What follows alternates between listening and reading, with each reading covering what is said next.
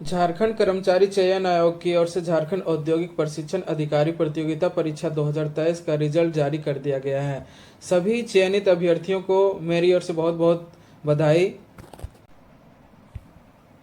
देखिए, इसमें सभी शॉर्टलिस्टेड कैंडिडेट का लिस्ट जारी कर दिया गया है, जिसका डॉक्यूमेंट वेरिफिकेशन कालीनगर चाय बागान नामकुम में दिनांक 18 और 19 सितंबर को है। 2 पालियों में होगी, जिसका पहला पाली का वेरिफिकेशन 11 बजे से 1:30 बजे तक होगा और दूसरी पाली का वेरिफिकेशन 2:30 बजे से 5 बजे तक होगा।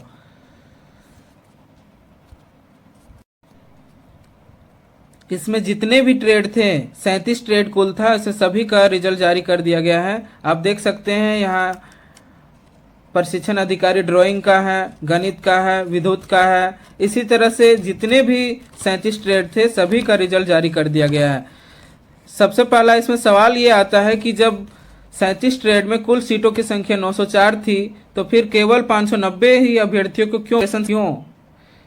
इसका मेन रीजन क्या है? इसका सबसे पहला मेन रीजन ये है, देखिए इसका सबसे पहला रीजन ये है कि ऐसे बहुत सारे ट्रेड है जिसमें उसका कैंडिडेट ही नहीं मिल पाया है। नहीं, यहाँ पर देख सकते हैं आप, ये ट्रेड है जिसमें इसमें योग्य अभ्यर्थी उपलब्ध नहीं है, इसमें भी योग्य अभ्यर्थी नहीं उपलब्ध है, इसका भी योग्य अभ्यर्थी नहीं है।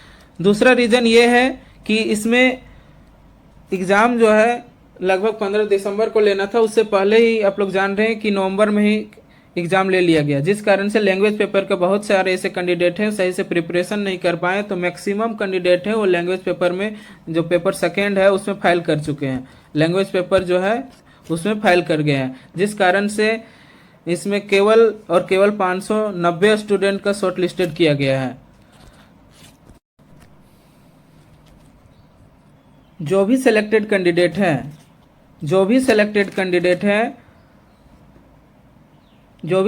कैंडिडेट हैं वो डिस्क्रिप्शन में व्हाट्सएप ग्रुप का लिंक दिया गया है, उस ग्रुप से आप जुड़ सकते हैं। अभ्यर्थी जांच हेतु ऑनलाइन आवेदन की प्रविष्टियों से संबंधित प्रमाण पत्र की मूल प्रति, मतलब कहने का मतलब ये हुआ कि जो भी आपका डॉक्यूमेंट है उस डॉक्यूमेंट्स का ओरिजिनल कॉपी, मूल प्रति दैट मीन्स ओरिजिनल, उसके बाद एक स्व हस्ताक्षरित छाया प्रति, मतलब एक आपको सेल्फ अटेस्टेड फोटोकॉपी एक सेट पूरा सभी का लेकर जाना है। उसके साथ में 2 पासपोर्ट आकार का फोटो लेकर के जाना है।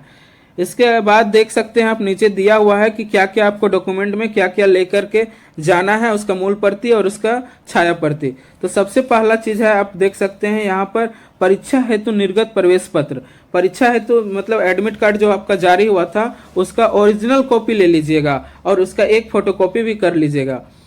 दूसरा है कि शैक्षणिक योग्यता संबंधी प्रमाण पत्र, तो शैक्षणिक योग्यता संबंधी यहाँ पर डिटेल में दिया नहीं है, इसके लिए आपको कंडिका 6 देखना पड़ेगा। तो कंडिका 6 क्या कहता है, देखिए निकला था झारखंड कर्मचारी चयन आयोग की तरफ से औद्योगिक प्रशिक्षण अधिकारी का, उसका ये कंडिका 6 हम लोग देखते हैं। कंडिका 6 क्या कहता है, देखिए कंडिका 6 यहाँ पर है,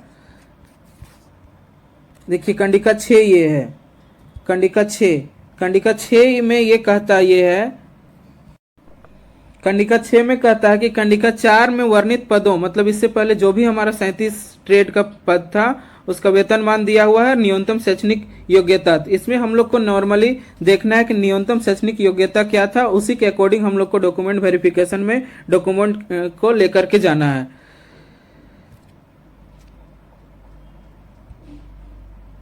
देखिए इसमें सबसे पहला हमारा ड्राइंग का दिया हुआ है, मैथ का दिया हुआ है, विद्युत का दिया हुआ है, तो हम लोग किसी एक का देख लेते हैं, सभी में हमारा सेम है।